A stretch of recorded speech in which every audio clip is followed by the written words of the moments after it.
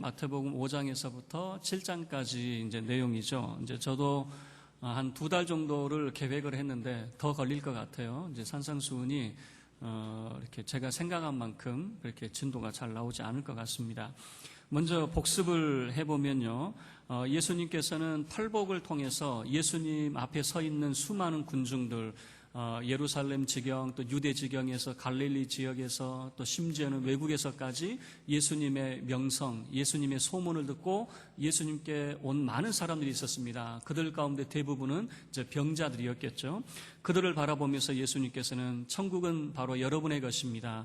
여러분들은 참 복된 사람입니다. 라고 하는 것을 예수님께서 말씀하시는데 마치 예수님의 환영사와 같다. 참 잘 오셨습니다. 라고 하는 환영사와 같다고 말씀을 드렸습니다. 그리고 예수님 앞에 서 있는 그 사람들에게 여러분들은 세상의 소금과 세상의 빛이 되어야 됩니다. 자, 세상에서 어떤 역할을 해야 되느냐?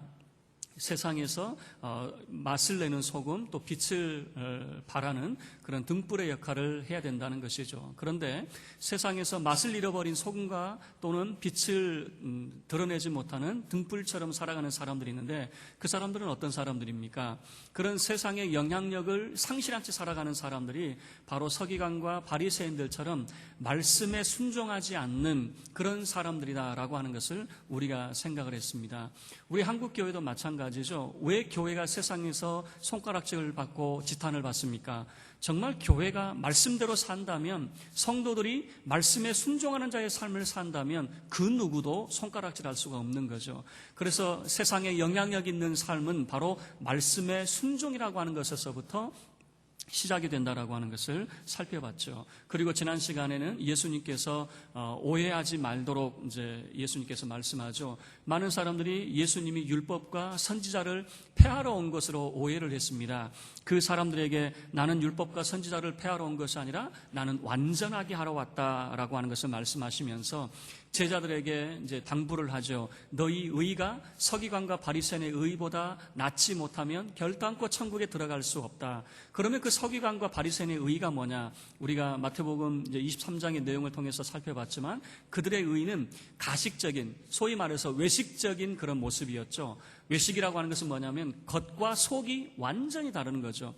겉으로는 참으로 깨끗한 종교인의 그런 모습을 가지고 있는데 속으로는 온갖 탐욕과 방탕으로 가득 차 있는 그런 모습을 예수님께서 지적을 하고 계시는 거죠. 그래서 너희는 그렇게 세상에서 영향력을 잃어버린 채 살아가는 말씀에 불순종하고 겉과 속이 다르는 사람들처럼은 살지 말라라고 하는 것이 예수님의 말씀이었습니다.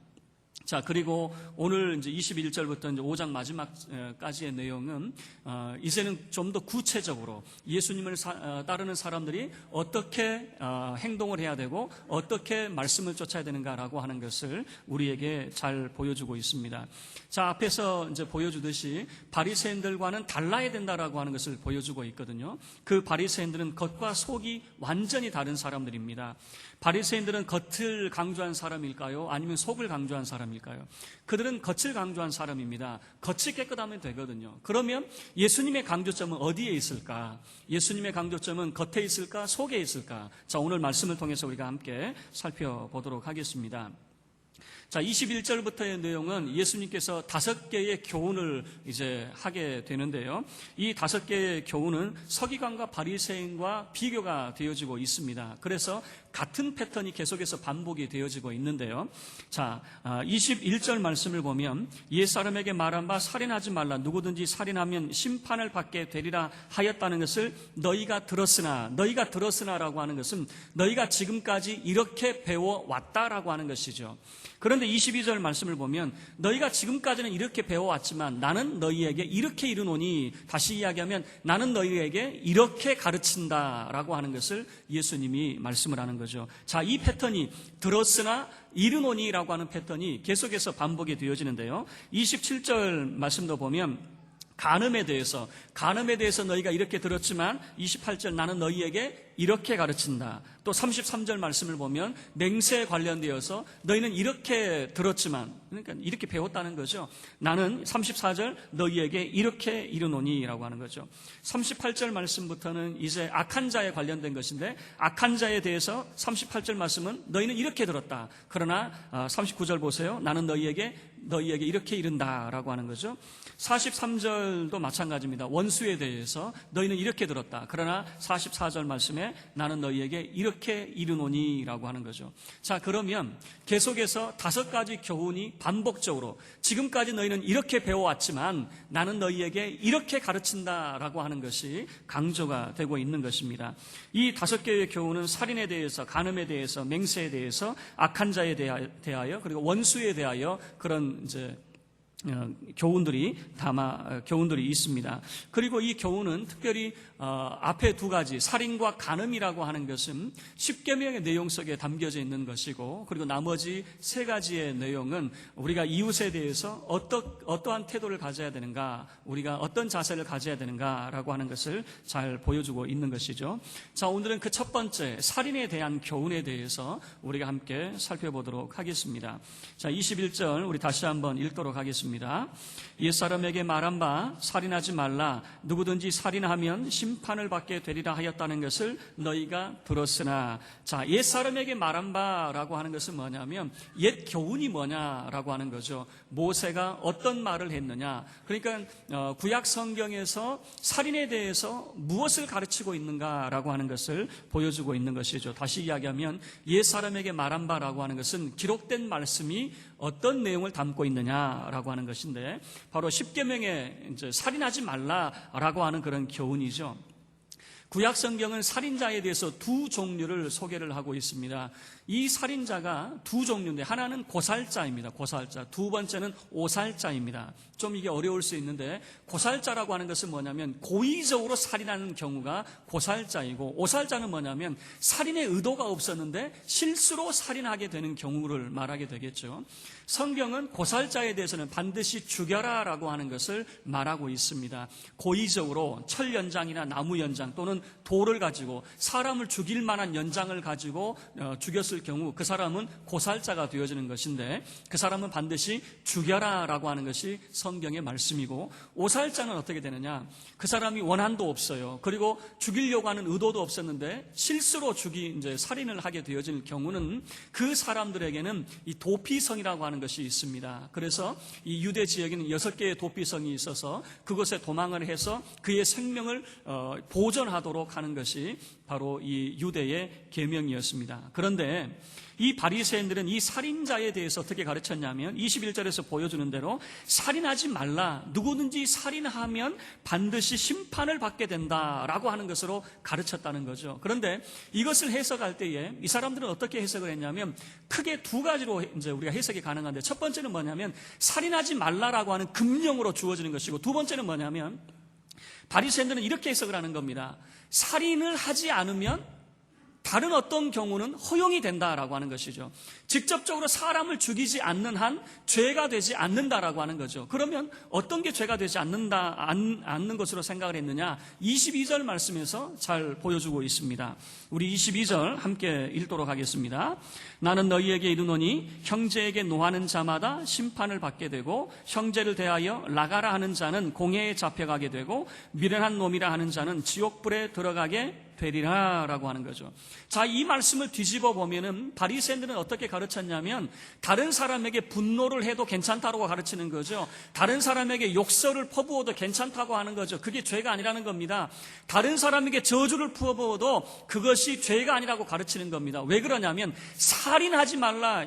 살인하게 되면은 누구든지 심판을 받는다고 가르쳤기 때문에 살인의 경우 외에는 결코 죄가 될 수 없다라고 가르쳤던 것 같다라고 하는 거죠. 그런데 예수님께서는 이것을 뒤집어 엎게 되는 것입니다. 바리새인들은 어떻게 가르쳤다고요? 살인만 하지 않는다면 죄가 아니라는 거예요. 그 마음속에 분노가 차 있든, 그 마음속에 다른 사람을 향해서 증오를 가지고 있고 저주를 퍼붓든 전혀 그게 죄가 되지 않는다고 가르치는 거죠. 왜냐하면 율법은 살인하지 말라고 분명히 말씀을 하고 있고 그 외의 것에서는 언급을 하지 않기 때문이다라고 그런 식으로 가르쳤다는 거죠.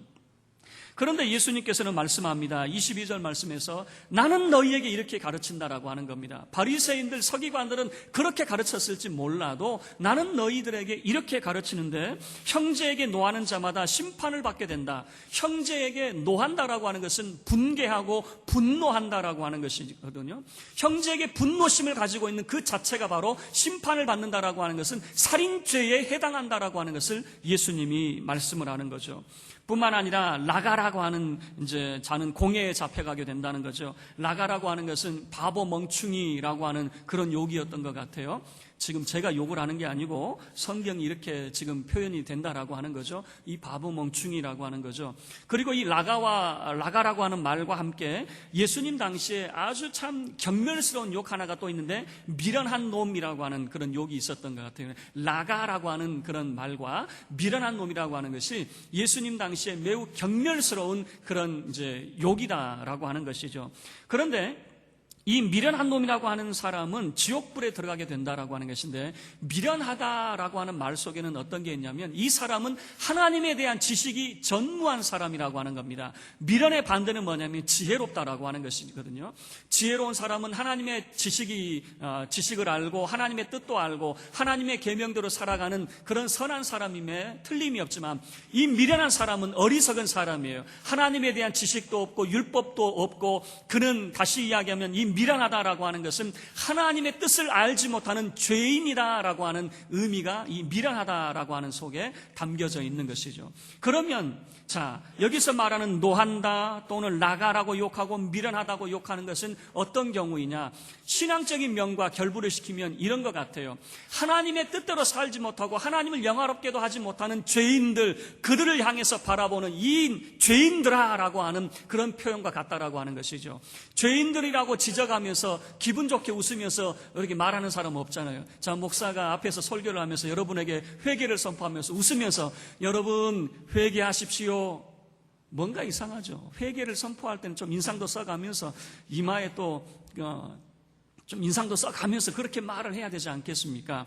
지금 사람들이 말하고 있는 라가라고 욕하고 미련한 놈이라고 욕하는 것은 한마디로 죄인이라고 지적을 하고 있는 것이고, 그래서 그 사람들에서 하나님의 뜻대로 살지 못하는 사람들에게 매우 분노하고 있는 그런 모습을 담아내고 있다라고 하는 것이죠.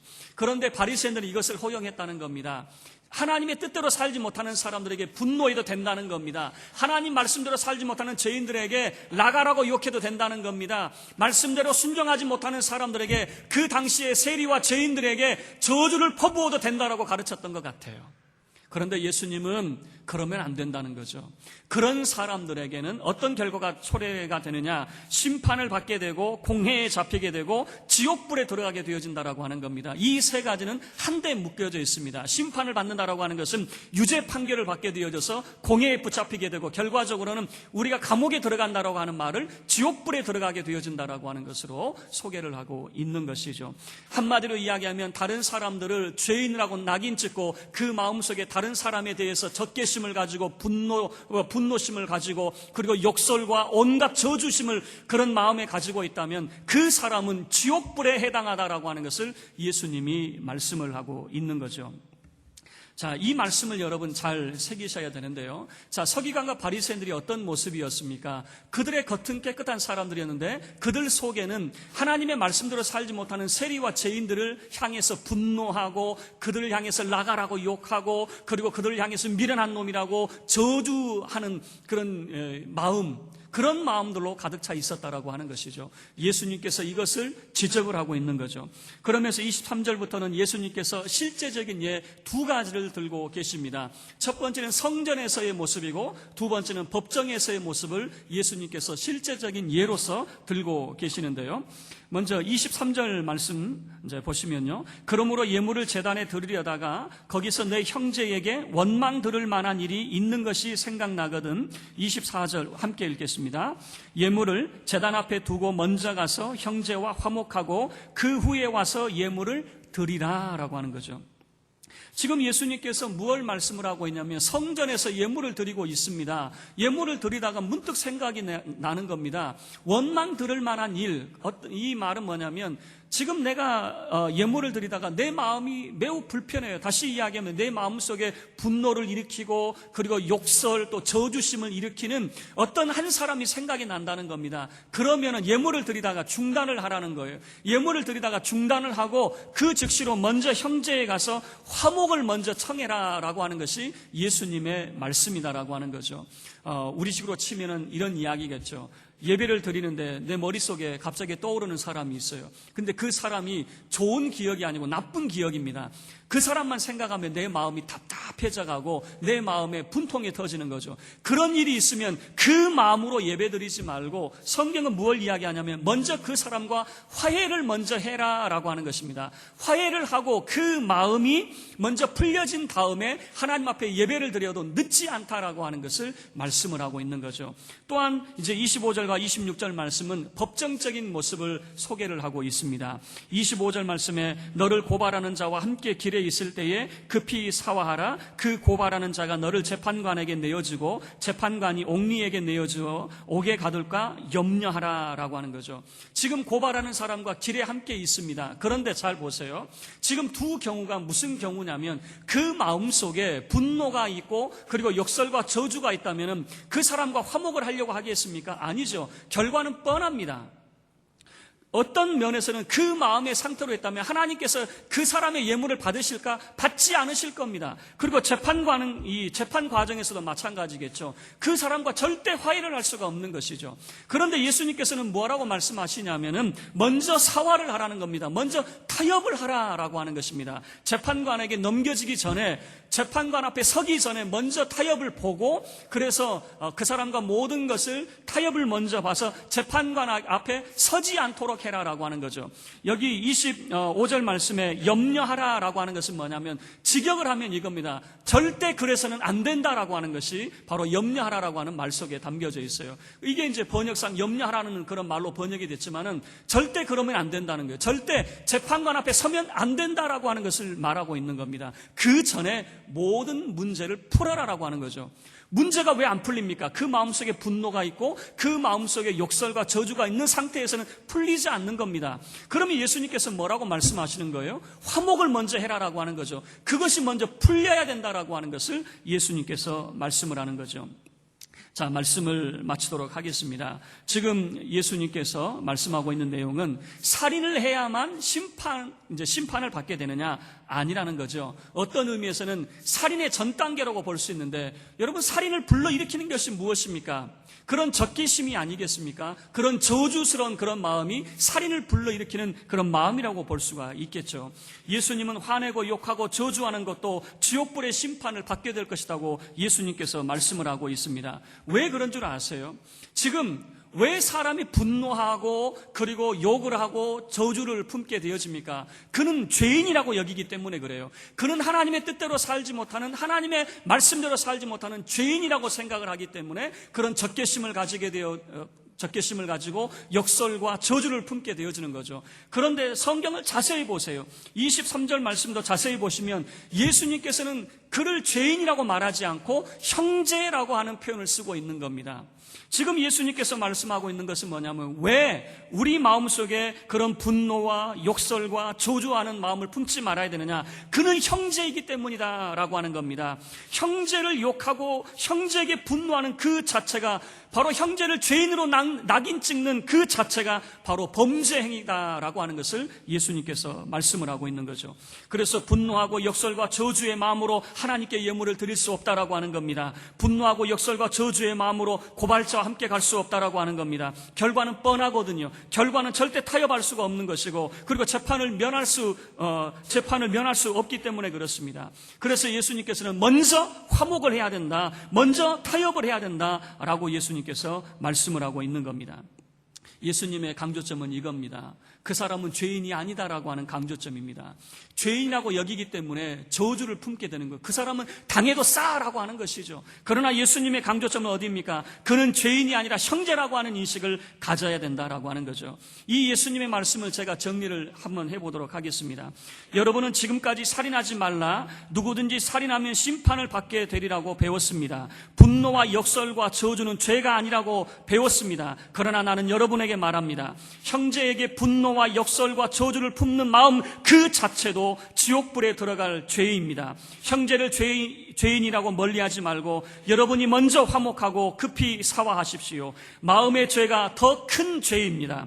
여러분의 마음이 사랑과 충성의 마음으로 가득 차기를 바랍니다. 제가 정리를 하면 그렇다라고 하는 거죠. 자, 기도의 제목을 삼도록 하겠는데 뭐냐면 이거예요. 우리의 마음이 무엇으로 가득 차 있는가 그 말이에요. 서기관과 바리새인들의 모습은 어떤 모습입니까? 겉은 깨끗하지만 그 마음 속에는 그런 죄인이라고 하는 그런 사람들에게 분노와 그리고 역설과 그런 저주의 마음으로 가득 차 있다라고 하는 거예요. 그 마음으로 하나님 앞에 예배드리고 그 마음으로 일상의 삶을 살고 있다라고 하는 거죠. 예수님께서는 뭐라고 말씀합니까? 그 마음으로는 안 된다라고 말씀을 하고 있는 겁니다. 그 마음으로는 안 된다는 거예요. 그 마음이 풀려져야 된다라고 하는 것이죠. 우리의 마음이 무엇으로 가득 차야 됩니까? 여러분, 우리의 마음이 적개심으로 가득 차면 되겠습니까? 우리의 마음이 욕설과 저주로 가득 차면 되겠습니까? 어쩌면 예수님께서 우리의 마음이 사랑과 주님을 향한 충성의 마음으로 가득 차기를 원하실 겁니다. 우리의 마음이 새로워져야 된다라고 하는 것을 예수님께서 말씀을 하고 있는 거죠. 그렇기 때문에 화목을 하십시오라고 이야기하는 거예요. 화목하지 않으면 여전히 우리 마음속에 적개심과 그리고 분노로 일그러져 있기 때문에 그렇고, 우리 마음속에 여전히 그런 저주스러운 마음으로 가득 차 있기 때문에 그래요. 우리의 마음이 참으로 화목을 통해서 정결한 마음, 사랑과 충성의 마음을 회복할 수 있기를 바랍니다. 예수님께서는 이 화목에 대해서 먼저 또는 급히라고 하는 그런 표현을 쓰고 있습니다. 나중에 미룰 일이 아니라는 겁니다. 지금 당장 서둘러라, 즉시 그 일을 하라라고 예수님께서 말씀을 하고 있는 것이죠. 저와 여러분의 마음이 그런 분노와 적개심으로 역설과 저주로 가득 차는 마음이 아니라 하나님을 향한 사랑과 충성의 마음으로 가득 찬 마음이 될 수 있기를 주의 이름으로 축원합니다. 우리 다 같이